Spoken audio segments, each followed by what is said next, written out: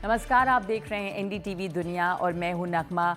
बांग्लादेश के हालात क्या हैं? आज हमारी लीड स्टोरी है बांग्लादेश से जुड़ी हुई। 6 महीने हो गए हैं शेख हसीना को देश छोड़े हुए, लेकिन उनके विरोधी अभी भी उनका विरोध कर रहे हैं। हिंसा जारी है और उनके खौफ में हैं।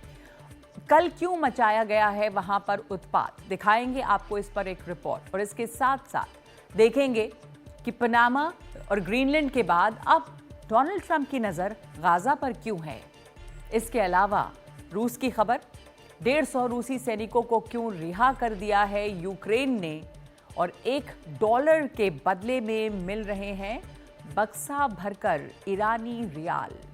और आखिर में एक बहुत ही दिलचस्प कहानी, अपने मालिक की कब्र पर 7 साल तक बैठी रही है एक बिल्ली। आगे देखेंगे। सबसे पहले आज की लीड स्टोरी। बांग्लादेश को वजूद में लाने वाले, अब तक बंगबंधु के नाम से जाने जाने वाले शेख मुजीबुर रहमान का घर ढाका में एक हिंसक भीड़ ने जला डाला। वहां आज भी लोग जमे हुए हैं और ये तब हुआ जब शेख मुजीबुर रहमान की बेटी और बांग्लादेश की पूर्व प्रधानमंत्री शेख हसीना अपनी पार्टी अवामी लीग के सभी ऑनलाइन प्लेटफॉर्म पर भारत से लाइव जुड़ी थीं और लोगों को संबोधित कर रही थीं। उन्होंने इस दौरान मोहम्मद यूनुस पर उनकी हत्या की साजिश का आरोप लगाया। ढाका ने इस पर बांग्लादेश में भारतीय हाई कमिश्नर को बुलाकर विरोध भी दर्ज किया है। आग लगाने वाली भीड़ में से ज्यादातर लोगों को शायद पता ही नहीं होगा कि ये घर जिस आदमी का है उसने उनके देश को आजाद करवाया था, जलने से बचाया था। जुनूनी भीड़ ने बंगबंधु शेख मुजीबुर रहमान के घर पर हमला करके तोड़फोड़ की और आग लगा दी। पुलिस की मौजूदगी में भीड़ घर की दूसरी मंजिल तक पहुंच गई, दीवारें तोड़ दी, फर्नीचर को तहस नहस कर दिया। उन्होंने शेख मुजीब के एक बड़े म्यूरल पर भी अपना गुस्सा उतारा। 15 अगस्त 1975 को इसी घर में शेख मुजीबुर रहमान और परिवार के कई सदस्यों की हत्या कर दी गई थी। इसके बाद से इस घर को शेख मुजीब के स्मारक में बदल दिया गया था। नारेबाजी करती भीड़ किसी की भी नहीं सुन रही थी। शेख हसीना के चाचा के घरों पर भी भीड़ बुलडोजर लेकर टूट पड़ी। सोशल मीडिया पर इसे बुलडोजर प्रोसेशन का नाम दिया गया था। दरअसल 6 फरवरी को शेख हसीना के देश से जाने के 6 महीने पूरे हो गए हैं। इसी मौके पर शेख हसीना रात 9 बजे अपने समर्थकों के लिए ऑनलाइन भाषण देने वाली थीं। तभी ये हंगामा मचाया गया। शेख हसीना ने एक ऑडियो जारी करके देश के लोगों से इंसाफ मांगा है। उन्होंने पूछा है कि क्या हमने आपके लिए कुछ नहीं किया? আমাদের মুক্তিযুদ্ধের ইতিহাস, আমাদের গৌরবের ইতিহাস, আমাদের বিজয়ের ইতিহাস। এই ইতিহাস কেউ মুছে ফেলতে পারবে না। আমি জানি এটা মুছে ফেলার চেষ্টা হচ্ছে। সংবিধানকে ধ্বংস করা, জাতীয় পতাকা ধ্বংস করা, অনেক চেষ্টাই করা হয়েছে। शेख हसीना कह रही हैं कि किसी इमारत को मिटाया जा सकता है, लेकिन इतिहास को नहीं बदला जा सकता। इतिहास अपना बदला लेता है। बांग्लादेश पिछले 6 महीनों से इस तरह के उत्पातों में फंसा हुआ है। महंगाई दर 10% से ज्यादा हो चुकी है। शेख हसीना के तख्ता पलट के बाद 10 लाख लोग और बेरोजगारों में शामिल हो चुके हैं। अमेरिका के नए राष्ट्रपति डोनाल्ड ट्रंप ने बांग्लादेश को यूएसएड की मदद बंद करके इस संकट को और बढ़ा दिया है। अमेरिकी मदद से चल रही कई परियोजनाओं के बंद होने से सेहत और शिक्षा से जुड़े कामों पर तो असर पड़ेगा ही, परियोजनाओं में काम कर रहे लोगों की रोजी रोटी भी छिन रही है। लेकिन बांग्लादेश की जुनूनी भीड़ को इसकी चिंता नहीं। बांग्लादेश इस वक्त एक इतिहास को मिटाकर नया इतिहास गढ़ने की कोशिश कर रहा है, लेकिन बांग्लादेश का भविष्य इस बात पर निर्भर करेगा कि ट्रंप प्रशासन का मोहम्मद यूनुस सरकार को लेकर क्या रवैया रहता है। बांग्लादेश 150 रूसी सैनिकों को क्यों रिहा कर दिया है यूक्रेन ने, और आखिर में एक $1 के बदले में मिल रहे हैं बक्सा भरकर ईरानी रियाल। और आखिर में एक बहुत ही दिलचस्प कहानी, अपने मालिक की कब्र पर 7 साल तक बैठी रही है एक बिल्ली। आगे देखेंगे। सबसे पहले आज की लीड स्टोरी। इस पर बातचीत के लिए मेरे साथ जुड़ गए हैं बांग्लादेश न्यूज़ के पूर्व संपादक सुबीर भौमिक। अब सुबीर भौमिक, 6 महीने गुजर चुके हैं और शेख हसीना के गए हुए, लेकिन जो हालात अभी भी हैं और जिस तरह की हिंसा दिख रही है, वो क्या दिखाती है? क्या चाह रहा है? किस राह पर है बांग्लादेश? और मोहम्मद यूनुस क्यों नहीं इस भीड़ को काबू कर पा रहे हैं?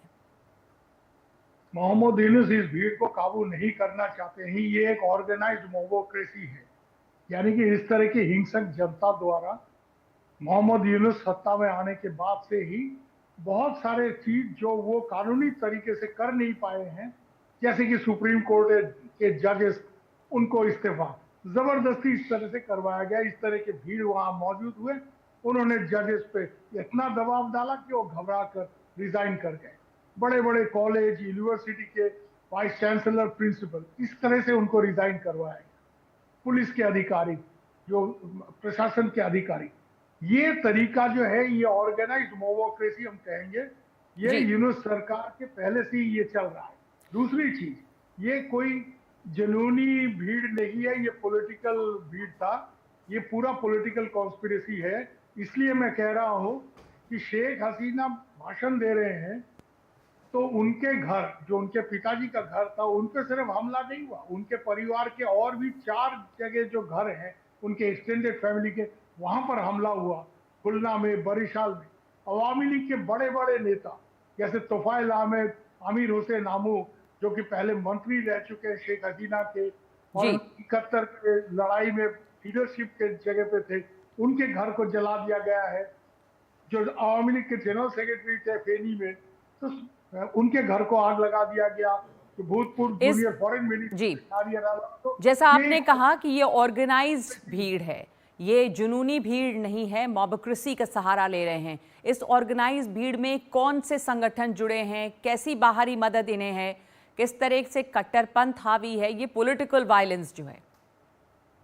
देखिए, यूनुस साहब का समस्या अवामी लीग को लेकर सिर्फ नहीं, जो दूसरा बड़ा दल है बीएनपी, उसको लेकर भी है, क्योंकि यूनुस साहब इंटरिम गवर्नमेंट चला रहे हैं जिसका कि बांग्लादेश के कॉन्स्टिट्यूशन में कोई जगह ही नहीं जी। तो यहाँ पर यूनुस साहब को अगर सत्ता में रहना है और वो जल्दी चुनाव नहीं करना चाहते, ये उन्होंने जाहिर कर दिया है। अब कह रहे थे कि संस्कार कर रहे हैं, तो संस्कार तुम करने वाले कौन होते हो? संस्कार तो इलेक्टेड पार्लियामेंट करेगा। हाँ, आपको मैंडेट ही नहीं है, आप क्या संस्कार करेंगे? किसने आपको ये? पर अब जब जी, जैसा आपने कहा कि संविधान में कोई जगह नहीं है मोहम्मद यूनुस की जो सरकार है, इंटरिम गवर्नमेंट, और कोई वो चुनाव नहीं करा रहे, पर जब अब अमेरिका में सत्ता बदली है और ऐसे आरोप थे कि बाइडेन प्रशासन ने इसमें काफ़ी मदद की थी मोहम्मद यूनुस की, अब क्या बदलता दिखता है? आपको निर्भर करेगा कि ट्रंप की क्या पॉलिसी, उन्होंने यूएसएड के तहत दिए जाने वाले पैसों को भी बंद कर दिया है। नहीं, पैसा बंद करने से नहीं होगा, क्योंकि ये जो इनको वो डेवलपमेंट, इस चीज का फिक्र नहीं है, इनको किसी तरह सत्ता में रहना है। और यूनुस का मेन सपोर्ट आ रहा है जो चरमपंथी इस्लामिक संगठन है जमायत इस्लामी, और जमायत इस्लामी और जो दूसरे संगठन है हिजबुत तहरीर, जो बैंड ऑर्गेनाइजेशन है, ये सब लड़के उन्हीं के हैं। हिजबुत तहरीर या इस्लामिक छात्रों से भी, जो कि स्टूडेंट ऑर्गेनाइजेशन है जमायत इस्लामी का, ये लोग बांग्लादेश के पॉलिटिक्स में मार्जिनल पॉलिटिक्स फोर्स रहे हैं। बट अभी ये हालत का फायदा उठाकर ये लोग अपने आप के दल को आगे बढ़ाने का कोशिश कर रहे हैं। तो ये जमात का कि ये अभी चुनाव नहीं चाहते हैं। यूनुस साहब तो आप देख रहे हैं कि वो अपना पार्टी करेंगे, किंग्स पार्टी, और ये चुनाव जल्दी अगर होता है तो उसका फायदा बीएनपी को होगा। तो इसी के लिए विरोधी सेंटीमेंट है जी, और अवामी लीग भी मैदान में वापस आ सकता है। बीएनपी और अवामी लीग वापस आ सकती है मैदान में, लेकिन मोहम्मद यूनुस सत्ता में बने रहने के कारण इस समय चुनाव नहीं कराना चाहते हैं, जैसा आप कह रहे हैं, और उनको सपोर्ट चलेगा। किसी ने चुनाव का डिमांड किया तो इस तरह से हमला होगा जी, क्योंकि ये जो हमला हो रहा है ना, ये इस हमला करके लोगों को रिजाइन करवा गया जज, बिल्कुल, सुप्रीम कोर्ट को। तभी हम कह रहे हैं कि ऐसा लग रहा है जैसे मंदिरों पे हमला हुआ है, सूफी मज़ारों पे भारी तादाद में हमला हुआ है, क्रिश्चियन चर्च, बुद्ध विहार पे हमला हुआ है। सबसे बड़ी बात यह है कि जगह जगह यूनिवर्सिटीज में भी इस तरह हमला के हुआ है। हालत जी, पैदा किया जी, गया है सही। कि कोई तो अपोज आपको चूंकि करेगा जी, तो जी, उन पे हमला। सुबीर भौमिक, धन्यवाद आपका। आपको इसलिए इस वक्त रोक रही हूं क्योंकि हमारे पास अब इतना ही समय इस पर बात करने के लिए। लेकिन आपको बता दें, जैसा सुबीर भौमिक कह रहे थे कि बहुत ज्यादा वहां पर हिंसा फैली हुई है और इसके अलावा अल्पसंख्यकों पर लगातार हमले जारी हैं। मोहम्मद यूनुस शायद इसे रोकना नहीं चाहते और ना ही चुनाव चाहते हैं। आगे बढ़ते हैं दूसरी खबर पे। पाकिस्तान के प्रधानमंत्री शहबाज शरीफ के सुर एक बार फिर बदले हुए नजर आ रहे हैं। कल पाकिस्तान के कब्जे वाले कश्मीर में एक कार्यक्रम में शहबाज शरीफ ने कहा कि पाकिस्तान कश्मीर समेत सभी मुद्दों को भारत के साथ बातचीत के जरिए सुलझाना चाहता है। मुजफ्फराबाद में शरीफ ने कहा कि पाकिस्तान और भारत के लिए आगे बढ़ने का इकलौता रास्ता बातचीत है, जैसा कि 1999 के लाहौर घोषणा पत्र में लिखा जा चुका है, जिस पर तत्कालीन प्रधानमंत्री अटल बिहारी वाजपेयी के पाकिस्तान दौरे के वक्त सहमति बनी थी। हम चाहते हैं कि बातचीत के सफारती और जमहूरी असूलों के मुताबिक जम्मू कश्मीर समेत तमाम तनाज़ात को पुरअमन ज़राए से हल किया जाए। ये इस खत्ते में बसने वाले अरबों इंसानों की तरक्की और खुशहाली का तकाजा है। तो अब पाकिस्तानी प्रधानमंत्री के सुर क्यों बदले हैं, ये एक सवाल है। आगे बढ़ते हैं बात ट्रंप की। डोनाल्ड ट्रंप बड़े कारोबारी हैं, वो हर चीज़ में मोल तोल करते हैं और कूटनीति में भी व्यापार ले आए हैं। अब वो ग्रीनलैंड और पनामा के बाद गाजा की बोली लगा रहे हैं, जिसका विरोध उनके दोस्त देश और विरोधी दोनों कर रहे हैं, सिर्फ इसलिए कि ट्रंप ने कहा है कि इससे कोई बात सच या निश्चित नहीं हो जाती। उनके बयान अक्सर अमेरिका की तयशुदा नीति की तुलना में किसी रियल एस्टेट डील के दांव पेच जैसे होते हैं। लेकिन ट्रंप ने अब गाजा में रिविएरा बनाने की जो योजना पेश की है, वो क्यों की है और इसके क्या परिणाम हो सकते हैं, देखिए ये रिपोर्ट।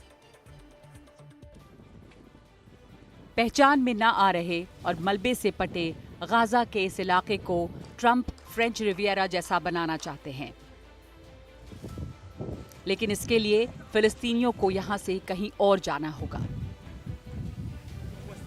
यहां रहने वालों और अरब देशों ने जब इस पर एतराज किया तो विदेश मंत्री रूबियो की तरफ से सफाई आई कि ट्रंप तो मेहरबानी कर रहे हैं, वो 20 लाख लोगों को बस कुछ दिनों के लिए हटाना चाहते हैं ताकि मलबे को हटाकर इलाके का पुनर्निर्माण किया जा सके। लेकिन क्या ट्रंप के लिए ऐसा करना मुमकिन है? जवाब है नहीं। किसी भी अंतर्राष्ट्रीय कानून के तहत किसी मुल्क से आबादी को जबरदस्ती नहीं निकाला जा सकता है। फिर ऐसी किसी भी योजना के लिए अरब देशों के सहयोग की जरूरत पड़ेगी, लेकिन अरब देशों ने तो इस योजना को सिरे से खारिज कर दिया है, जिनमें जॉर्डन और मिस्र शामिल हैं। ट्रंप चाहते हैं कि ये दो देश गाजा के बाशिंदों को अपने यहाँ बसा लें। वो चाहते हैं कि इसका खर्च सऊदी अरब उठाए, लेकिन सऊदी अरब भी इस योजना से सहमत नहीं है। ट्रंप की इस योजना पर सवाल इसलिए भी उठ रहे हैं क्योंकि ये अरसे से दो देशों यानी 2 नेशन के समाधान वाली योजना की उम्मीद का भी अंत होगा। 2 देशों वाले समाधान का मकसद इजराइल के साथ साथ एक स्वतंत्र फिलिस्तीनी देश की स्थापना करना रहा है।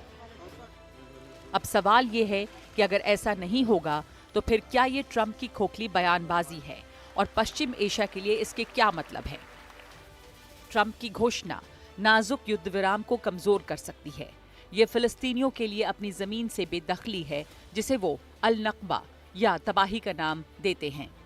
अल नक्बा 1948 में इजराइल के गठन के बाद शुरू हुआ फिलिस्तीनियों का पलायन था। तब 7 लाख से ज्यादा फिलिस्तीनी या तो भाग गए थे या इजरायली सेना ने उन्हें अपने घरों से भागने के लिए मजबूर कर दिया था। मुट्ठी भर फिलिस्तीनियों के अलावा बाकी सभी को कभी भी वापस जाने की अनुमति नहीं दी गई। इसके बाद इजराइल ने ऐसे कानून पारित किए जिनका उपयोग वो अब भी फिलिस्तीनियों की संपत्ति को जब्त करने के लिए करता है। अब डर ये रहेगा कि ये सब दोबारा हो सकता है और डोनाल्ड ट्रंप इजराइल की योजनाओं का समर्थन कर रहे हैं। राष्ट्रपति ट्रंप की कई नीतियां सामने आ रही हैं और उसके खिलाफ पूरे अमेरिका में लोग जगह जगह पर सड़कों पे नजर आ रहे हैं। Washington, Los Angeles, Minnesota, Philadelphia, California, Texas से लेकर दूसरे कई शहरों में लोग अप्रवासियों के खिलाफ ट्रंप की कार्रवाई का विरोध कर रहे हैं, यानी कि जो इलीगल इमिग्रेंट्स हैं उन्हें जिस तरह से ट्रंप निकाल रहे हैं उसका विरोध हो रहा है। उनका विरोध बर्थ राइट वाले कानून को लेकर भी है, यानी कि जो अमेरिका में पैदा होंगे वो बस जन्म के कारण वहां की नागरिकता अब नहीं हासिल कर सकते।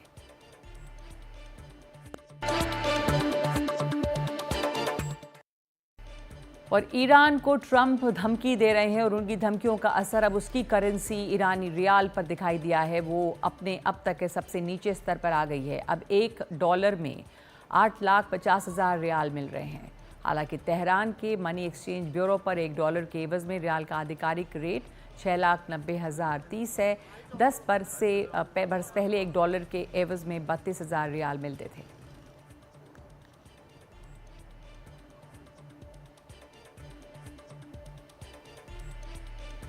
और यूक्रेन के साथ चल रही जंग के दौरान पकड़े गए रूस के 150 सैनिक रिहा कर दिए गए हैं। यूक्रेन के बंदी सैनिकों की रिहाई के एवज में इनको छोड़ा गया है। रूस के रक्षा मंत्रालय ने इन सैनिकों का वीडियो जारी किया है। इनको बेलारूस में रखा गया है, जहां इन्हें मेडिकल सहायता दी गई। इनकी अपने परिवारजनों से भी बातचीत करवाई गई है।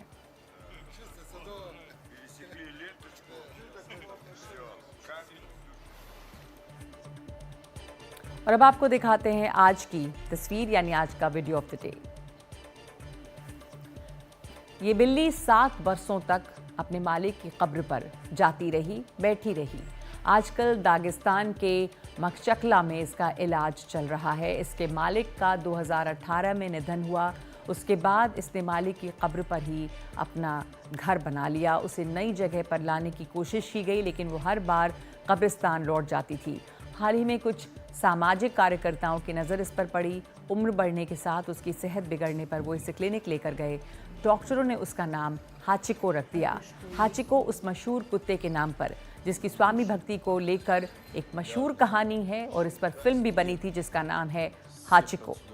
ठीक होने पर इसे सेंट पीटर्सबर्ग भेजा जाएगा, जहां एक परिवार इसका इंतजार कर रहा है। तो आज के लिए NDTV दुनिया में इतना ही। नमस्कार।